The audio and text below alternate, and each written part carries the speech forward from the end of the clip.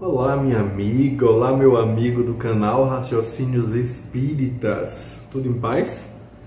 Eu sou o professor Danilo Cruz e estamos hoje discutindo e estudando a obra Sabedoria do Evangelho de Carlos Torres Pastorino, sempre com seu jeito interessante de buscar paralelos entre o que acontece na vida do Cristo, o que acontece nos ensinos do Cristo, em relação à nossa jornada evolutiva, em relação à nossa caminhada espiritual.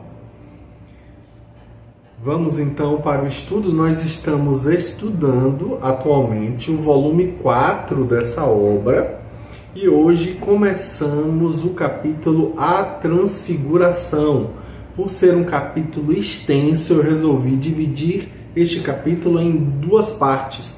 Então, nesta semana, falaremos da primeira parte. Na próxima semana, Deus permitindo, falamos da segunda parte. Então, vamos para o texto. Ok. Então, como eu disse, o capítulo se chama A Transfiguração e essa é a parte 1, baseada no Evangelho de Mateus, capítulo 17, versículos de 1 a 9. Ele dizia assim: 6 dias depois, tomou Jesus consigo a Pedro, Tiago e João, seu irmão, e elevou-os à parte um alto monte, e foi transfigurado diante deles. Seu rosto resplandeceu como o sol, e suas vestes tornaram-se brancas como a luz. E eis que foram vistos Moisés e Elias conversando com ele. Então Pedro disse a Jesus: Senhor, é bom estarmos aqui. Se queres, farei aqui 3 tendas, para ti uma, para Moisés uma e uma para Elias. Falava ele ainda, quando uma nuvem de luz os envolveu e da nuvem saiu uma voz dizendo: Este é meu filho, o amado, que me satisfaz. Ouviu-o. Ouvindo-a, os discípulos caíram com a face por terra e tiveram muito medo. Aproximando-se Jesus, tocou neles e disse: Levantai-vos e não temais. Erguendo eles os olhos, a ninguém mais viram, senão só a Jesus. Enquanto desciam do monte, ordenou-lhes Jesus, dizendo: A ninguém conteis esta visão, até que o Filho do Homem se tenha levantado dos mortos. Aí agora a gente vai para o Evangelho de Marcos, lá no capítulo 9, versículos de 2 a 8, quando ele diz assim: 6 dias depois, tomou Jesus consigo a Pedro, Tiago e João, e elevou-os à parte, a sós, a um alto monte, e foi transfigurado diante deles. E seu manto tornou-se resplandecente e extremamente branco como neve, qual nenhum lavandeiro na terra poderia alvejar. E foram vistos Elias e Moisés, e estavam conversando com Jesus. Então Pedro disse a Jesus: Rabi, é bom estarmos aqui. Façamos 3 tendas, uma para ti, uma para Moisés e uma para Elias. Porque não sabia o que havia de dizer, pois tinham ficado aterrorizados. E surgiu uma nuvem envolvendo-os, e da nuvem veio uma voz: Este é meu filho, o amado, ouvi-o. E eles, olhando de repente em redor, não viram mais ninguém, senão só Jesus com eles. Enquanto desciam do monte, ordenou-lhes que não contassem a ninguém o que tinham visto, senão quando o Filho do Homem se tivesse levantado dentre os mortos. Aí, para finalizar, nós vamos para o Evangelho de Lucas, capítulo 9, versículos de 28 a 36, quando ele diz assim: E aconteceu que, cerca de 8 dias depois desses ensinos, tendo tomado consigo Pedro, João e Tiago, subiu para orar. E aconteceu, na oração, a forma de seu rosto ficou diferente e as roupas dele brancas e relampejantes. E eis que 2 homens conversavam com ele, os quais eram Moisés e Elias, que apareceram em substância e discutiam sobre sua saída, que ele estava para realizar em Jerusalém.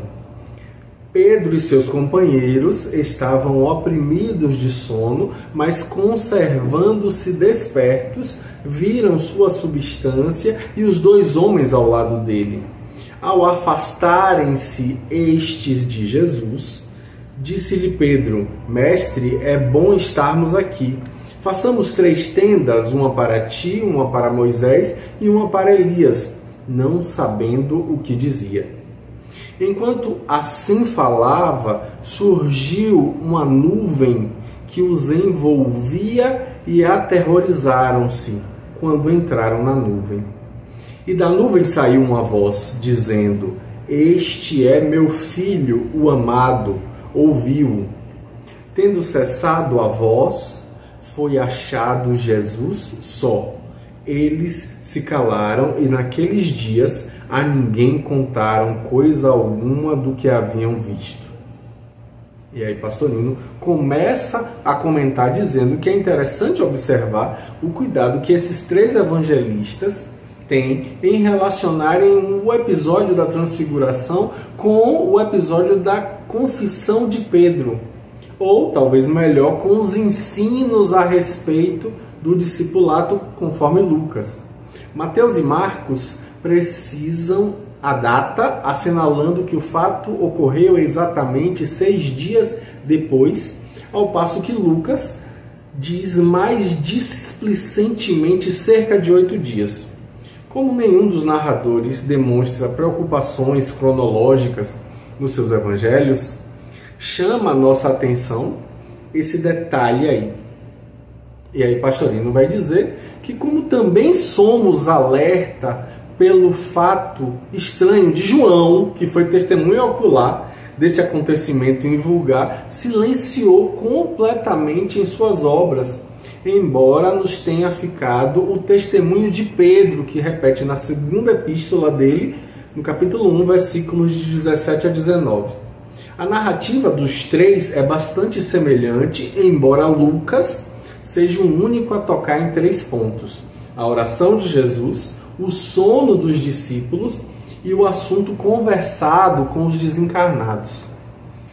A narrativa começa dos 3 dizendo que Jesus leva ou toma consigo Pedro, Tiago e João e os leva à parte. Essa expressão aí, trazida em grego, é de cunho clássico. A gente vai encontrar ela em Políbio, em Plutarco, em Morales, em Diodoro da Sicília. Mas os 3 discípulos que acompanharam Jesus foram por ele escolhidos em diversas outras circunstâncias, como Mateus 26:37, Marcos 5:37, 14:33 e Lucas 8:51, tendo sido citados por Paulo na sua carta aos Gálatas como sendo as colunas da comunidade. E Pedro havia revelado a individualidade de Jesus pouco antes disso e foi o primeiro discípulo que com João se afastou do Batista para seguir Jesus. João, o discípulo a quem Jesus amava, conforme o próprio João fala em 13:23, 19:26 e 21:20, talvez até seja sobrinho carnal de Jesus, a gente viu isso no volume 3. Tiago, que era irmão de João, que foi decapitado em Jerusalém no ano 44, conforme a gente vê em Atos 12:2, tendo sido o primeiro dos discípulos escolhidos como emissários, que testemunhou com seu próprio sangue a verdade dos ensinamentos de Jesus. Com os 3, Jesus subiu para o monte, com um artigo definido por Lucas, ou seja, os elevou a um alto monte, mas não se identifica qual é o monte em momento nenhum. Surgiu então uma dúvida entre os exegetas, os intérpretes do texto. Será o Monte Hermon ou o Monte Tabor? O Salmo diz que o Tabor e o Hermon se alegram em teu nome. Está lá em 89:12. Alguns vão opinar pelo Hermon, que fica a 2.793 metros de altura. perto do local da confissão de Pedro, em Cesareia de Filipe.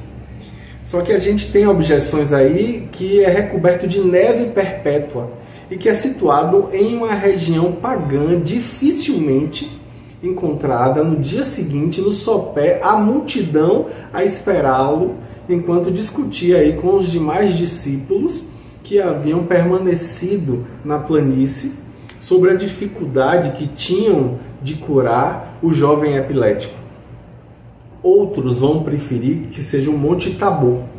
Além dessas razões, eles alegam que 6 dias são tempo suficiente para chegar com calma de volta a Galileia. O Monte Tabor é um tronco de cone com um platô no alto de cerca de 1 quilômetro de circuito. Fica a sudeste de Nazaré, situado no final do Planalto de Esdrelon, que ele domina aí a 320 metros de altura, 562 metros acima do nível do mar e 800 metros acima do lago de Tiberíades. Ele tem a seu favor a tradição desde o IV século, que é atestada, por exemplo, por Cirilo de Jerusalém, que vai falar sobre isso, trazendo ali que seria o Monte Tabor. E Jerônimo também, São Jerônimo, né, que ao escrever sobre Paula, afirmava que ela subia ao Monte Tabor onde o Senhor se transfigurou. Alguns vão objetar que lá devia haver um forte, de que fala Flávio Joséfo, nas suas antiguidades judaicas, né? Mas isso só ocorreu 36 anos depois, na guerra contra Vespasiano. Do alto do Monte Tabor, que era fértil em árvores odoríferas, contempla-se todo o campo do ministério de Jesus. Caná, Naim, Cafarnaum, uma parte do lago de Tiberíades e 8 quilômetros a noroeste está Nazaré. Chegam ao cume, Jesus se põe a orar, como diz Lucas, e durante a prece se transfigura. Mateus e Marcos não temem usar uma palavra que é metamorfoseou-se, que exprime a transformação como mudança da forma exterior. Lucas evita esse verbo, preferindo o verbo revestir outra forma, em grego, através aí de talvez que os pagãos a quem se dirigia não supusessem uma metamorfose da mitologia, uma coisa muito mais grave. Então essa transformação se operou no rosto, que tomou uma outra forma. Embora não se diga qual forma, a informação de Mateus é de que resplandecia como o sol. E aí Pastorino vai dizer que também as suas vestes se tornaram brancas como a luz, está lá em Mateus, ou brancas qual nenhum lavandeiro seria capaz de alvejar, como fala Marcos. Ou brancas e relampejantes, como diz Lucas. Bom, Mateus e Marcos falam em visão. E aí é interessante, foi visto, enquanto que Lucas apenas anota que 2 homens, que eram Moisés e Elias, conversavam com ele.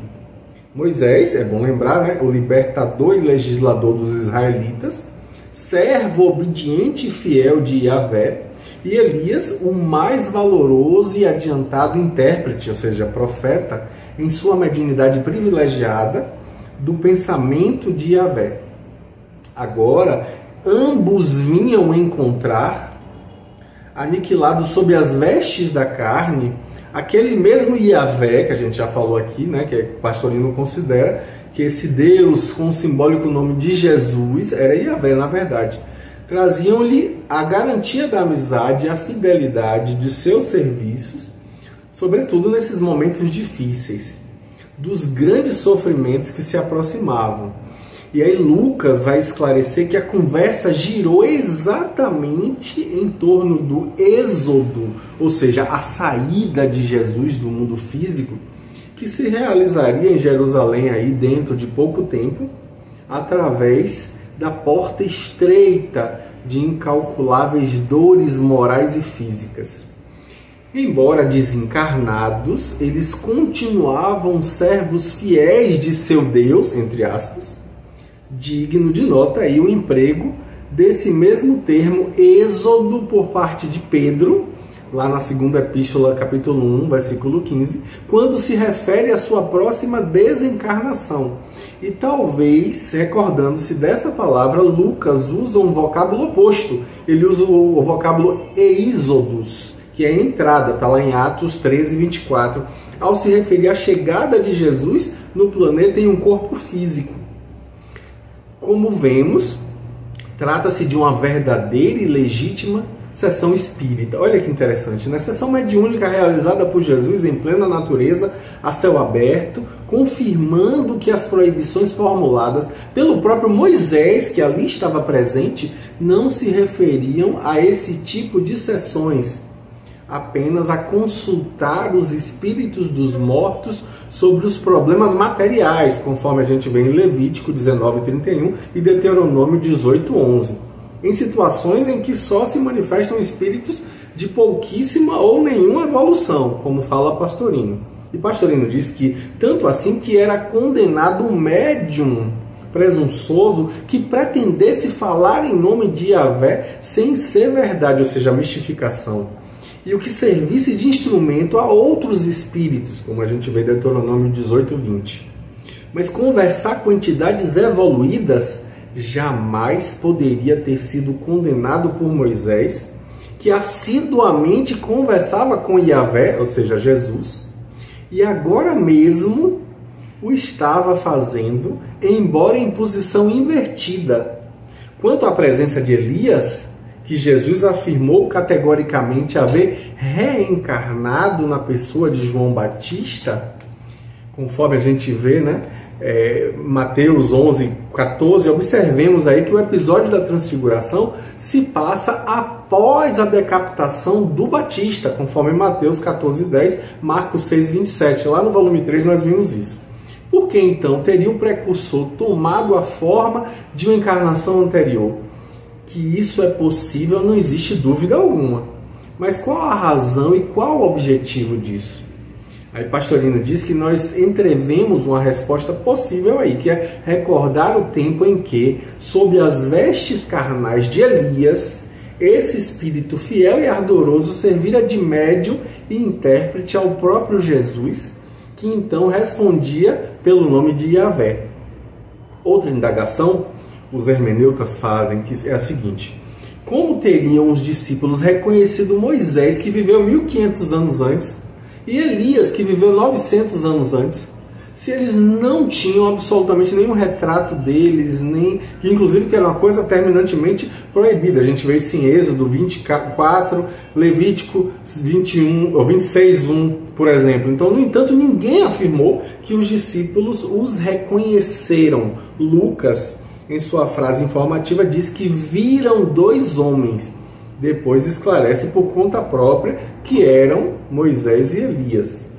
Pode perfeitamente deduzir-se daí que eles souberam por informação do próprio Jesus, que conhecia eles muito bem, como Yahvé que era.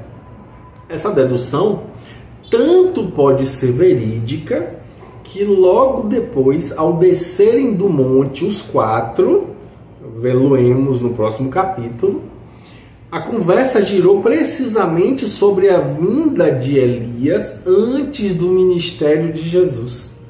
Como poderia vir se ainda estava no espaço? E o mestre lhes explica o processo da reencarnação. Também em Lucas nós encontramos uma outra indicação preciosa, como coloca Pastorino, que talvez lance uma nova luz sobre esse episódio. Ele diz o quê? Os discípulos estavam oprimidos pelo sono, mas conservando-se plenamente despertos. E aí ele coloca a tradução lá do grego, trazendo que é um verbo grego aí, que é derivado da palavra egrégora, do verbo egeiró, que é despertar. Quiçá explique isso, que o episódio se passou, na verdade, no plano espiritual, ou no plano astral, ou talvez mental, como coloca Pastorino. Esses estavam em sono, ou seja, fisicamente em transe hipnótico, mediúnico, com o corpo adormecido, mas se mantinham plenamente despertos, isto é, perfeitamente conscientes nos planos menos densos, plano astral ou mental. Então, o que de fato eles viram não foi o corpo físico de Jesus modificado, mas sim a forma espiritual do Mestre e a seu lado as formas espirituais de Moisés e Elias. E aí Pastorino diz que inegavelmente a frase de Lucas sugere pelo menos a possibilidade dessa interpretação. Mais tarde, na agonia, e também Lucas, que chama a atenção aí sobre o sono destes mesmos 3 discípulos. A gente vê isso lá em Lucas 22, 45. Mateus e Marcos parecem indicar que Pedro fala ainda na presença de Moisés e Elias, mas Lucas esclarece que ele só se manifestou depois que eles desapareceram. Aí Pastorino comenta que Pedro era impulsivo, extrovertido, não conseguiu ficar calado. E sem saber o que dizer, ele propõe construir 3 tendas, uma para cada um dos visitantes e uma para Jesus. É interessante observar aí que em Marcos nós encontramos o vocábulo que deve ter sido usado por Pedro, rabi, enquanto que Mateus traduz para Senhor, que é Kyrie, e Lucas para mestre, epístata, conforme a gente viu lá no volume 2. Pergunta-se qual é a razão das tendas. Talvez porque já era noite? Mas quantas vezes dormira Jesus ao relento sem que Pedro se preocupasse? Alguns intérpretes do texto, alguns hermeneutas vão indagar se a expressão construir tendas não terá, por eufemismo, um significado apenas de permanecer ali, isto é, não mais voltar à planície. E a hipótese é bastante lógica e forte, digna de ser aceita, como aponta Pastorino. Pedro não obteve nenhuma resposta. Estava ainda a falar quando os envolveu, literalmente cobriu a todos uma nuvem. Mateus vai dizer que é uma nuvem de luz. E os 3 jogaram-se de rosto ao chão, aterrorizados. Na escritura, a nuvem era um sinal da presença de Yahvé, conforme Êxodo 16, 10, 19, 9, 33, 9, Levítico 16, 2. Daí pode surgir outra interpretação que contradiz a primeira hipótese de se haver passado aí a cena no plano espiritual. A nuvem poderia ser, na verdade, o ectoplasma que tivesse servido para a materialização dos espíritos. E que ao se desfazer a forma, tomava ali um aspecto de nuvem difusa, até que o ectoplasma fosse absorvido pelo ar. O mesmo fenômeno, aliás, também atestado por Lucas, apenas, lá em Atos 1, 9, se observou ao dispersar-se o ectoplasma utilizado para a materialização do corpo astral de Jesus após a ressurreição. E nessa circunstância, 2 outros espíritos aproveitaram o ectoplasma para materializarem-se e dizer aos discípulos boquiabertos que fossem para os seus afazeres, e logo após eles desaparecem. Também aqui parece coincidir o aparecimento da nuvem com o desaparecimento dos 2 espíritos. Quando a nuvem os cobriu, foi ouvida uma voz, que é o fenômeno comum aí nas sessões de materialização, a voz direta, né, conhecido ali, né, dessa forma, como sendo voz direta, que proferiu as mesmas palavras que foram escutadas na ocasião do batismo de Jesus, o mergulho de Jesus, como fala Pastorino lá, Mateus 13, 17, Lucas 13, 21. A gente viu isso no volume 1. Este é meu filho, o amado, que me alegra. E os 3 evangelistas acrescentam unanimemente, ouviu. No entanto, Pedro, que foi testemunha ocular do fato, repete a frase sem um imperativo final, recebendo de Deus, Pai, honra e glória. Uma voz assim veio a ele da magnífica glória: este é meu filho, o amado, que me satisfaz. E essa voz que veio do céu, nós a ouvimos quando estávamos com ele no Monte Santo. Segunda carta de Pedro, capítulo 1, versículos 17 e 18. Então, após essa frase, que Marcos usa como ápax, uma exápina, né? Ele diz ter cessado, tudo voltou à normalidade. mas segundo Mateus, eles permaneceram ali amedrontados. Foi quando Jesus, tocando-os, mandou-os levantarem-se, dizendo que não tivessem medo. E eles levantaram-se, viram apenas Jesus já em seu estado físico normal. Termina Lucas aí informando que tal impressão causou um espanto. Os três nada disseram a ninguém por aqueles dias. Esse silêncio aparece como uma ordem dada por Jesus aos três ao começarem a descer o monte, fixando-se o prazo, até que o Filho do Homem se levante dentre os mortos, ou seja, seja ressuscitado. Procuremos aí penetrar o sentido profundo desse episódio narrado pelos três evangelhos sinóticos. É preciso que a gente esclareça logo de início que as instruções de João Evangelista com relação à iniciação ao adeptado e a sua conquista seguem um caminho diferente dos três outros evangelistas. E por isso, essa passagem foi substituída por uma outra passagem que é a das bodas de Caná, conforme a gente viu lá no volume 1. Daí não haver João tocado nesse assunto. Mas outras razões também podem ser dadas. Ele experimentou esse esponsalício pessoalmente e não quis divulgar por discrição. Ou também, tendo sido narrado pelos três, para ele seria inútil reviver esse assunto depois que já estava divulgado havia pelo menos 30 anos. Examinemos aí rapidamente os dados que são fornecidos pelos textos. Aí, Pastorino leva em conta que Mateus e Marcos assinalam com precisão que a cena se deu 6 dias depois. Não nos interessa saber depois de quê, e sim assinalar que o fato se passou no 7º dia. Alertados, pois, para isso, que Lucas, mais intelectualizado por formação, interpretou como uma pura indicação cronológica e registrou com imprecisão cerca de 8 dias. Imediatamente compreendemos de que se trata, mais uma vez, do último passo sério de uma iniciação esotérica, como a gente viu na semana passada. Daí a necessidade de prestar toda a atenção aos detalhes, ao que está escrito, ou ao que está sugerido, embora não dito, às ilações silenciosas de um texto que evidentemente tinha que aparecer de maneira disfarçada, indicando apenas de maneira despretensiosa uma ocorrência no mundo físico. Olha, ficou com vontade de seguir adiante? Pois bem, como eu disse, o capítulo é extenso, então a gente dá uma pausa aqui. Na semana que vem a gente prossegue nesse capítulo interessantíssimo, trazendo aí o significado místico, simbólico do que Pastorino nos traz para reflexão. Um grande abraço e até semana que vem com fé em Deus.